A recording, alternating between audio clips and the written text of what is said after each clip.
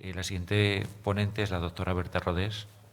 Ella trabaja en el Instituto de Investigación Biomédica del Hospital Universitario de La Paz, en IDIPAZ, y tiene una amplia experiencia en marcadores epigenéticos y es sobre lo que nos va a hablar en los próximos minutos.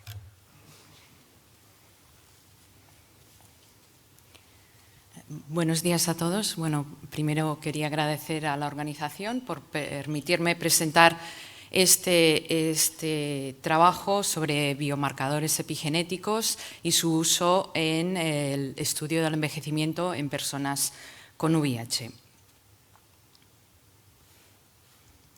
Ay, perdón.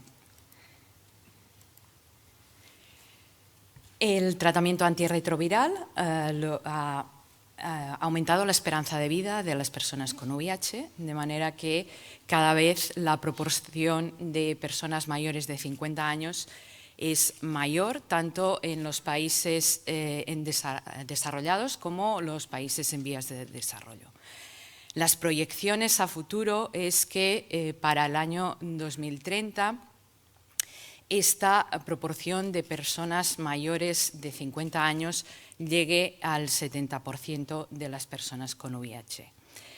No solo las personas con VIH se van haciendo mayores, sino que, como vimos ya en algunas de las presentaciones en los días anteriores, presentan más comorbilidades o enfermedades asociadas a la edad. Esto hace que nos planteemos si estas personas tienen un envejecimiento prematuro.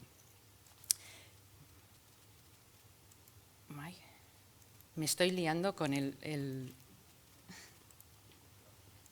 Ay.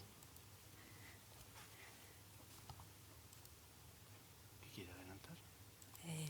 Paso. Puede ser con el mando, ¿no? Sí, vale. Tarda un momento. Vale. Perdonad, que me había liado.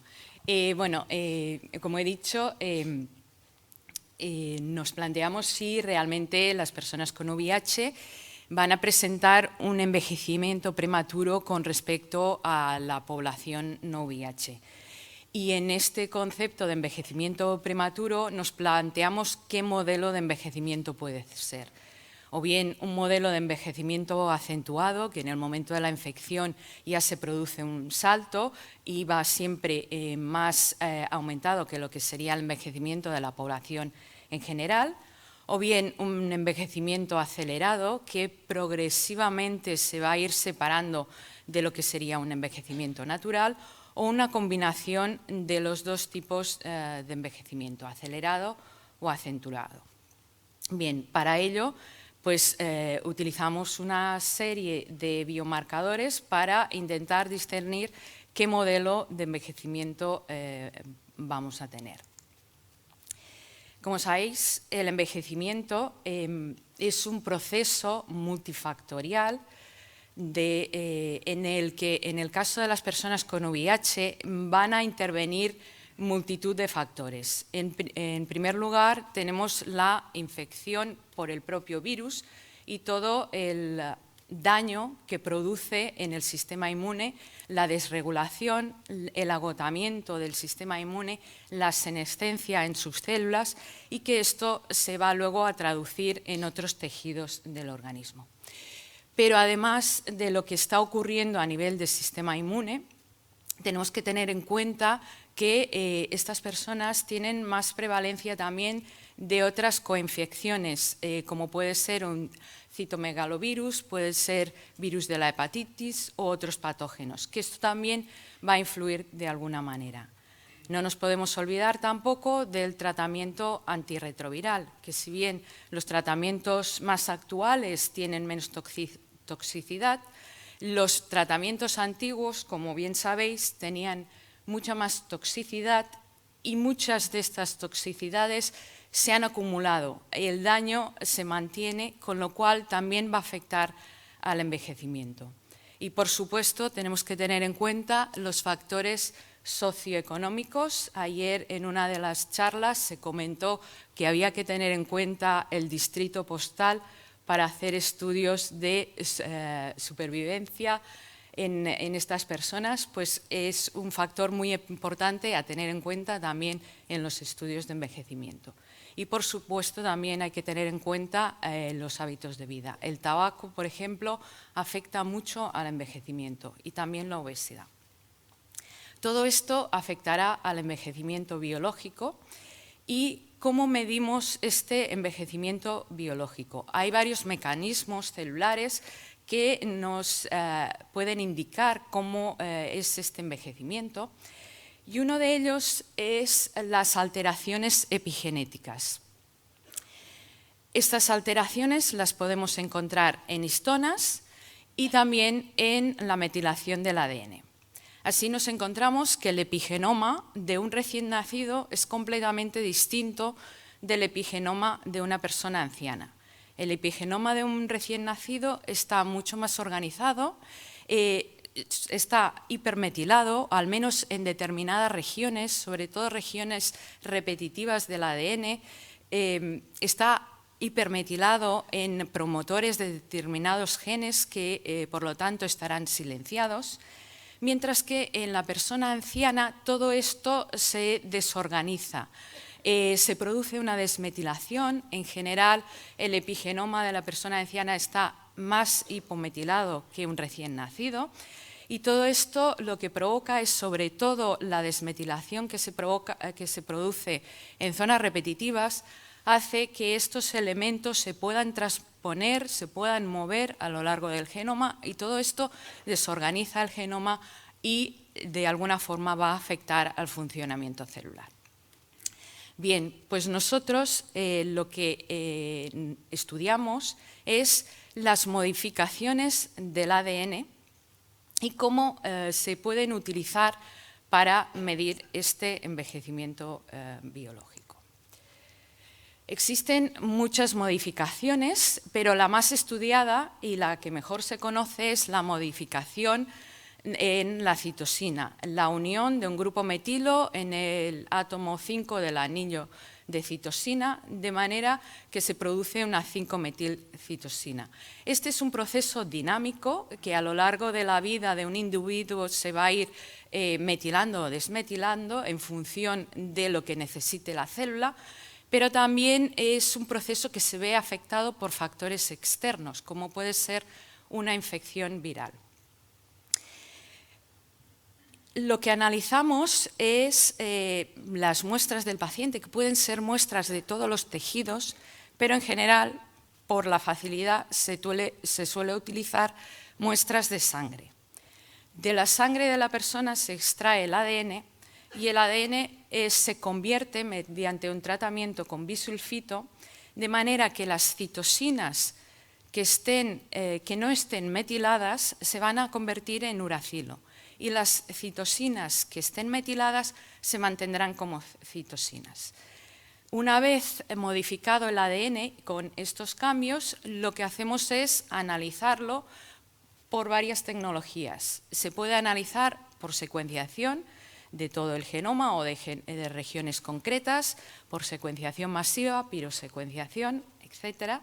O bien por tecnología de arrays, de microarrays, en el que lo que hacemos es analizar alrededor de 850.000 posiciones de citosinas, posiciones que van unidas a un dinucleótido de guanina, citosina, guanina, y analizamos digamos, estos cambios.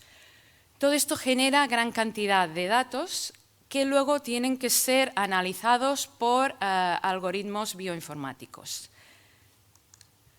Y estos algoritmos bioinformáticos son lo que llamamos relojes epigenéticos. Hay muchos relojes epigenéticos. Aquí podéis ver una gran mayoría, no están todos los que existen, pero he intentado resumir un poco lo que hay y cómo son. En primer lugar, comentar que los primeros relojes son los que llamamos relojes cronológicos, que se diseñaron para medir la edad cronológica en sangre o en otros tejidos. Hay relojes que utilizan varias posiciones, 500 14 en el reloj de Zank o 353 en el reloj de Horvath, u otros relojes que utilizan solo 3 posiciones CPGs. O sea, hay multitud de relojes muy distintos entre ellos.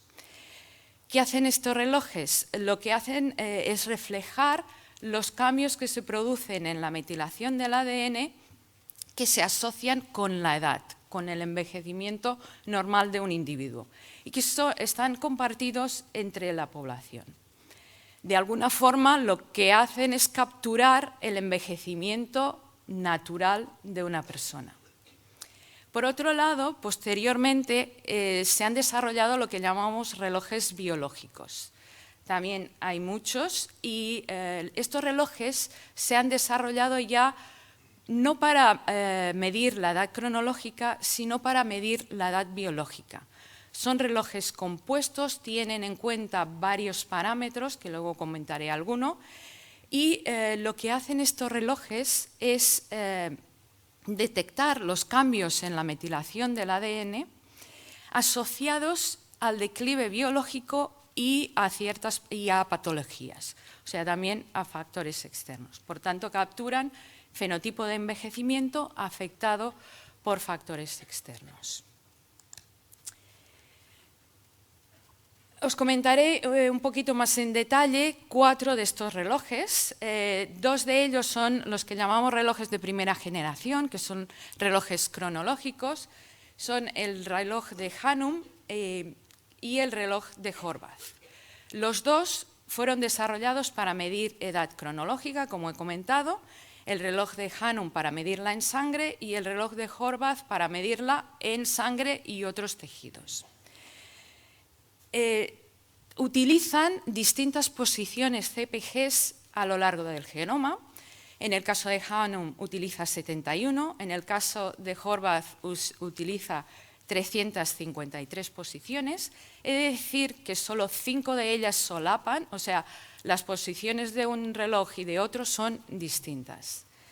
Luego tenemos los relojes de segunda generación, o relojes biológicos, y los más utilizados son el PhenoAge y el GrimAge.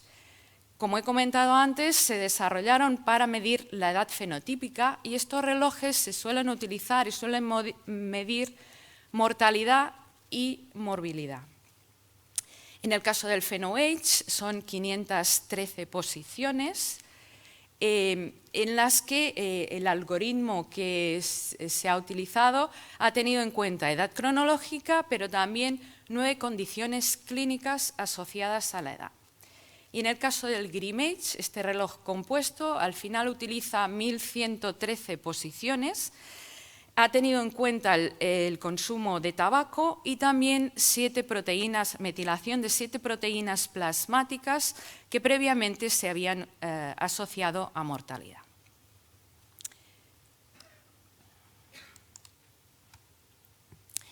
Los relojes nos van a dar la medida de lo que llamamos edad epigenética, pero hay otra medida muy importante y que nos sirve para comparar estudios, que es la medida de la aceleración de la edad epigenética. Definimos la aceleración de la edad epigenética como la diferencia entre la edad epigenética real que obtenemos en nuestra muestra analizada en el laboratorio con la edad epigenética que esperaríamos en nuestra población.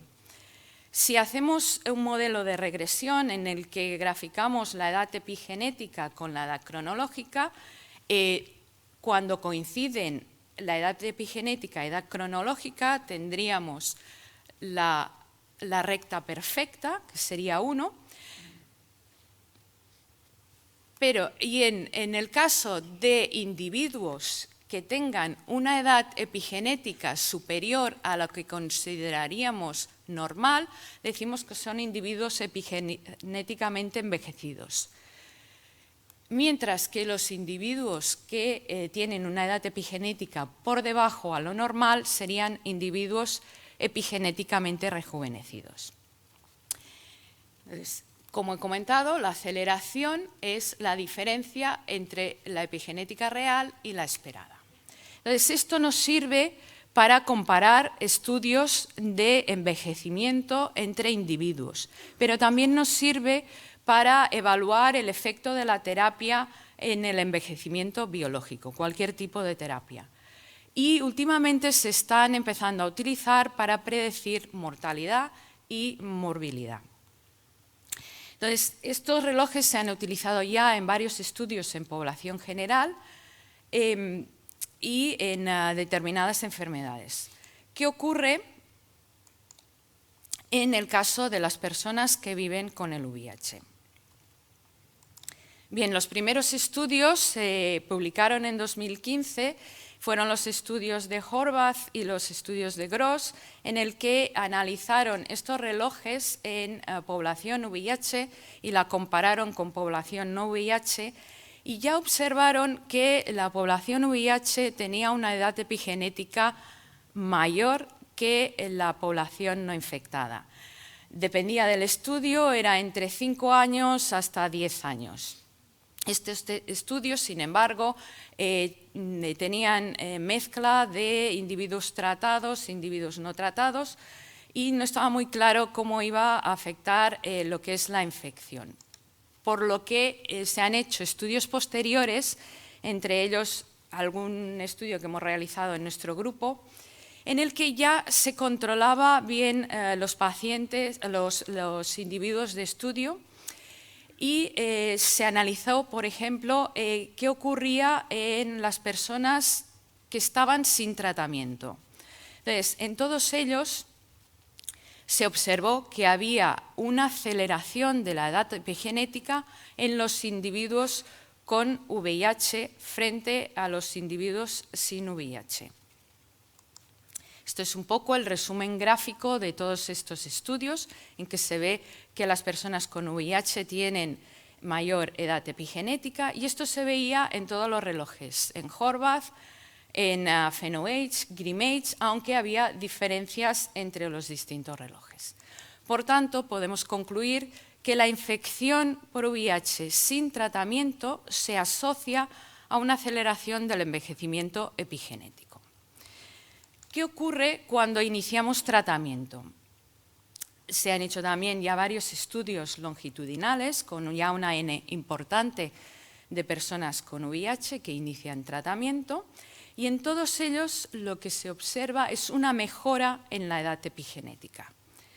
Os voy a detallar el estudio que hemos realizado en nuestro grupo, que analizó 168 adultos del ensayo clínico NIT-001, que eran naïf para tratamiento antirretroviral, y se compararon con 44 personas no VIH.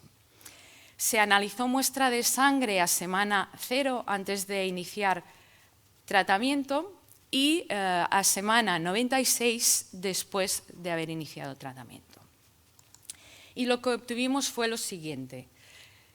Los individuos sin tratamiento presentaban una aceleración de la edad epigenética mayor que las personas sin VIH. Y esto se observaba, aquí lo tenemos en el color más rojo, se observaba en todos los relojes, en el reloj de Horvath, el Hannum, GrimAge y PhenoAge. Cuando iniciábamos tratamiento, es el color intermedio, lo que vemos es que hay una reducción de la aceleración de la edad epigenética en todos los relojes. Si bien en algunos de ellos, como en el caso del reloj de Hannum, llegaban a ser iguales, se equiparaban a los controles no infectados, en otros, como el caso del GrimAge, había una ligera caída, pero no llegaban a ser equiparables a los controles no infectados. Por tanto, podemos decir que el inicio del tratamiento antirretroviral revierte parcialmente el envejecimiento asociado a la infección por VIH. Cuando analizábamos por separado los pacientes que estaban peor inmunológicamente o que tenían mayor replicación viral, vimos que los que estaban peor y tenían mayor replicación viral también tenían mayor aceleración epigenética. En otro estudio realizado por nuestro grupo, en el que ya el grupo de pacientes no era al inicio de la terapia, sino que llevaban años en tratamiento, suprimidos y bien controlados, los seguimos durante 4 años y lo que vimos es que en este caso la aceleración de la edad epigenética no variaba.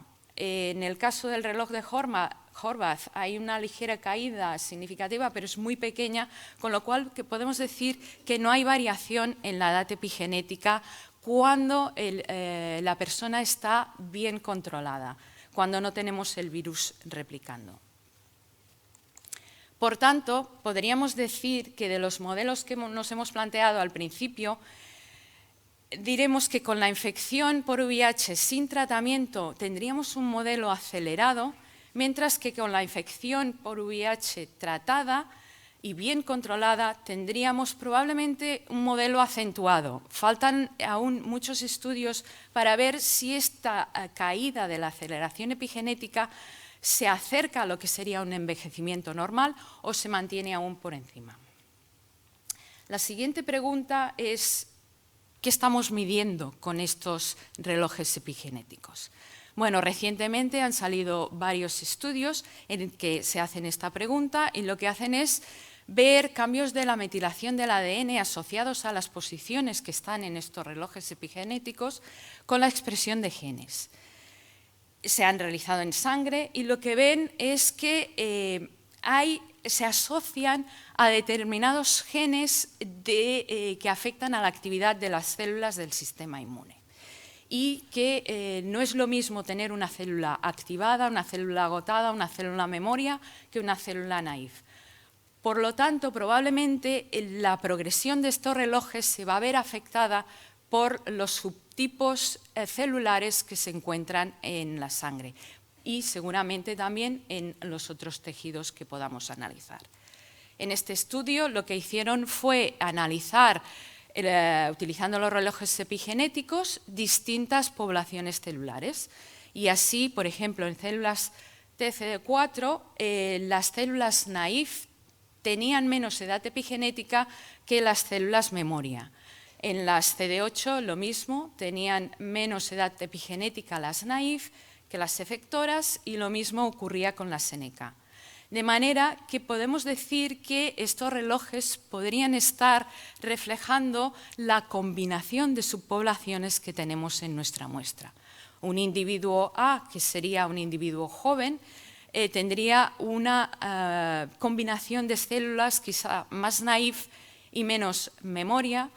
Un individuo anciano tendría la combinación al revés, más activadas, más memoria, menos naïf. Y un individuo epigenéticamente rejuvenecido tendría una combinación celular más parecida a un individuo joven. Y esto es un poco lo que vimos en el estudio del NIT, en el que analizamos por perfiles de metilación los subtipos celulares. Entonces vimos que las personas sin tratamiento tenían menos CD4 naïf, menos CD8 naïf, más CD8 agotadas, más NKs, más monocitos que las personas no infectadas. Y cuando iniciaban tratamiento esto cambiaba. Es como antes la caja de en medio y vemos que suben las CD4 naïf, bajan las memoria, bajan los monocitos, bajan las NKs, aunque no se acercan, no llegan a alcanzar el nivel de los no infectados. Por tanto, los cambios que observamos en nuestro estudio a nivel de la edad epigenética en los individuos analizados se deben a los cambios de la composición de las subpoblaciones leucocitarias hacia perfiles menos diferenciados y menos proinflamatorios. Por tanto, de lo que se ha hecho hasta ahora, podemos decir que a nivel de relojes epigenéticos tenemos factores aceleradores que serían tener el VIH detectable, tener activación, inflamación en el sistema inmune, algunos hábitos como el tabaco y, por otro lado, tendríamos factores desaceleradores que serían tener el virus indetectable, reducir, por supuesto, la inflamación y iniciar el tratamiento antirretroviral. Pero estos relojes, como he comentado antes, no solo sirven para ver la edad biológica, sino que se empiezan a utilizar también para predecir mortalidad y comorbilidad. En un estudio en población no VIH se ha visto que GrimAge, PhenoAge sirven para predecir riesgo en determinadas enfermedades como diabetes, como cáncer de pulmón, enfermedad cardiovascular, etc. En el caso de estudios con personas con VIH, recientemente se ha publicado un estudio en el que se analizan varios relojes epigenéticos y se comparan con el índice VAX y se ve que el GrimAge puede ser un buen indicador de mortalidad independientemente del índice VAX. Otros estudios recientes también analizan estos relojes y observan también que GrimAge puede ser un buen predictor de todas las causas de mortalidad y también de mortalidad por enfermedad cardiovascular. En este estudio hacen un score con otras posiciones que no están incluidas en los relojes epigenéticos, pero que también serían biomarcadores epigenéticos, para ver la también predicción de mortalidad y comorbilidad y también tienen un buen resultado.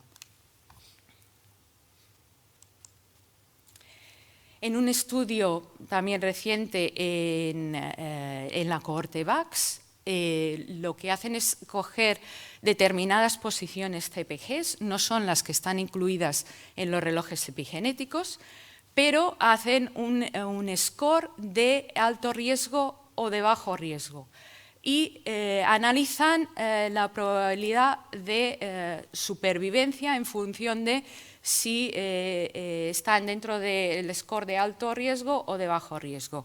Y como podéis ver, tienen muy buena asociación. Solo mencionar aquí que algunas de estas posiciones que se utilizan están en genes que tienen una función antiviral. Muchos de ellos están inducidos por interferón y son genes que suelen aparecer en todos los estudios de metilación diferencial en población VIH, pero también en otras patologías. Para finalizar, quería presentar los datos que hicimos, que obtuvimos con el estudio en el que analizamos los pacientes de nuestro hospital que estaban bien controlados. Teníamos poca N, pero quisimos ver si había una asociación entre la edad epigenética y el tener evento o no tenerlo.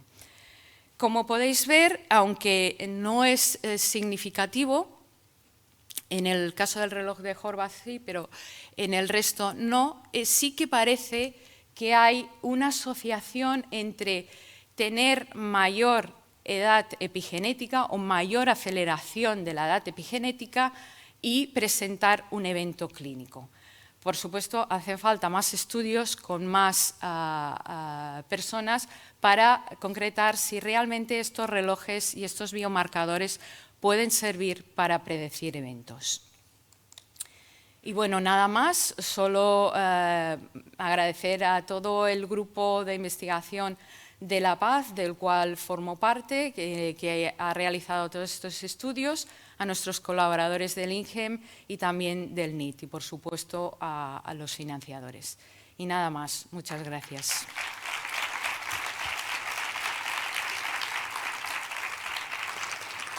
Muchas gracias por la presentación. Tenemos un par de preguntas. Sí, brillante presentación, Berta. Felicidades.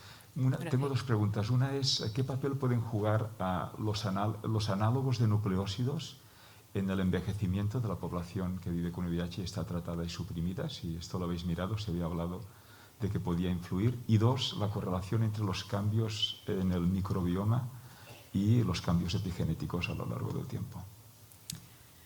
Bueno, el tratamiento, en principio, no está muy claro si puede influir o no. Faltan aún muchos estudios. Nosotros en el estudio del NIT, las ramas de tratamiento eran tenofovir, raltegravir. Analizamos si había diferencias y no había diferencias. Los dos tratamientos eran efectivos en bajar la aceleración de la edad epigenética y lo hacían de la misma forma. O sea, entre ellos no había diferencia. Otros tratamientos, no lo sé. Probablemente los tratamientos más antiguos, que eran más tóxicos, que ha habido un efecto que es acumulativo, probablemente, pero no hay estudios aún en que se haya determinado el efecto del tratamiento. Y en cuanto a lo de la microbiota, tampoco lo sé. Probablemente afecte, porque, como he comentado, todos los cambios que se producen a nivel celular, todos los cambios que se producirán a nivel de intestino, sobre todo a nivel de células sistema inmune, seguramente afecta, pero que yo sepa no se ha hecho aún algún estudio, o al menos yo no lo conozco. Hola Berta, muchas gracias por tu charla, muy interesante. Yo tenía un par de preguntas también. La primera es si habéis hecho distinción entre personas que han sido infectadas y han empezado a tomar tratamiento tarde, es decir, un diagnóstico tardío, o personas con tratamiento, o sea, con un diagnóstico muy al principio. Porque supongo que cuanto más tarde se haga el diagnóstico, más envejecida está la persona. Entonces, cuando empieza el tratamiento, ¿esta recuperación del envejecimiento llega a los mismos niveles que personas en las que han sido diagnosticadas pronto? ¿O hay algún límite en el cual ya la persona no puede recuperarse de cierto envejecimiento? Y esto viene unido a la siguiente pregunta, es ¿tienes datos sobre personas en PrEP? Es decir, las personas que están en PrEP también presentan un envejecimiento, ¿y hasta qué nivel de envejecimiento? Bueno, empezaré por la última pregunta. No tenemos datos de personas en PrEP, pero sería un grupo muy interesante de estudiar porque, como he comentado al principio, hay muchos factores que afectan al envejecimiento y es muy importante tener un buen grupo control para poderlo comparar.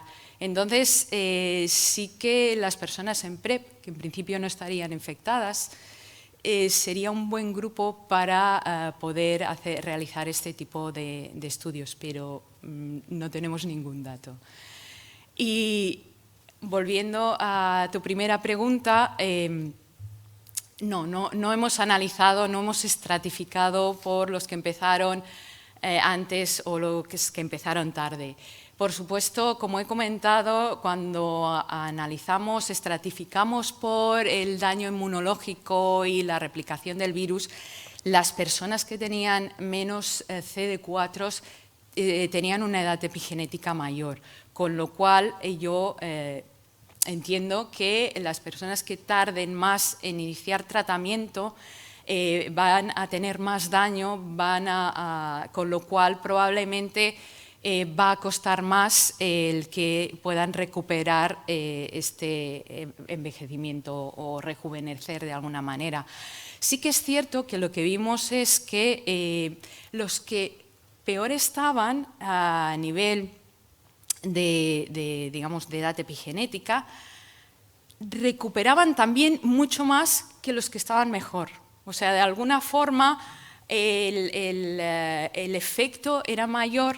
Lo que pasa es que supongo que tendrá que ver también con todo el recambio de células y la composición celular que se produce con el inicio del tratamiento. Entonces, sería muy interesante poder estratificar entre los que empiezan tarde y los que empiezan temprano, que seguramente habrá diferencias. Vale, muchas gracias. Doctor Martínez. Pregunta breve, muchas gracias y enhorabuena por vuestra línea de trabajo. Pregunta breve, las comorbilidades son muy importantes. ¿La presencia de una comorbilidad determina una diferencia en la edad epigenética? y su control y viceversa, es decir, el tener una mayor edad epigenética en una presencia de comorbilidad determina un peor control. ¿Sabéis algo de ello? Estudios realizados con personas con VIH no tenemos así datos, pero probablemente el hecho de tener varias comorbilidades, porque es que en otras patologías pues el tener diabetes, el tener pues afecta a la edad epigenética, entonces evidentemente todo va a ir sumando a la edad epigenética. Gracias, Berta, por tu presentación, estupendo. Yo te quería preguntar una cosa, has centrado tu charla en metilación y edad epigenética.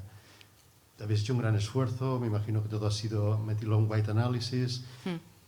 ¿Qué nos puedes decir sobre mecanismos concretos de metilación o desmetilación y cómo afecta eso a dianas específicas que tienen relación con la enfermedad por VIH? En nuestro grupo, Sara Morón hace un par de años describió específicamente algunos genes en CD4 que estaban diferencialmente metilados y apuntaban al sistema inmunitario algunos factores como TNF-alfa. ¿Habéis encontrado alguna señal que sea merecedora de atención? Tenemos también datos de metilación diferencial y muchos de los genes que vosotros encontrasteis pues aparecen también, y como he comentado, muchos de los genes inducidos por interferón, o sea, aparecen creo que en todos los estudios, el PAR9 antiviral, o sea, lo que pasa que a nivel de mecanismo, yo a veces tengo dudas de si es eso lo que va a causar, por ejemplo, en los controladores de élite, el que no progresan, o estamos viendo el efecto de que no haya una replicación del virus, porque, o sea, un poco lo que vosotros visteis en controladores de élite, lo vemos nosotros cuando inicias tratamiento y está el virus indetectable. Entonces, pero no tengo aún una idea de cómo va a ser el mecanismo a nivel de qué genes estarán implicados, pero efectivamente todos los, o sea, TNF puede ser un gen implicado, pero no tengo aún la respuesta de cómo va a ser. Gracias. Hola, solo un comentario por alusiones. Lo que ha dicho no es ninguna pregunta, Berta. En cuanto a lo que han preguntado de la PrEP, estamos en ello y estamos recogiendo ahora las muestras, así que yo espero que el año que viene estén. Bueno, pues hemos llegado al tiempo. Agradecer a los ponentes sus magníficas presentaciones, a las preguntas que nos han ayudado a enriquecer todo el debate, a todos vosotros por estar aquí, y ya daríamos por concluida esta sesión. Muchas gracias a todos.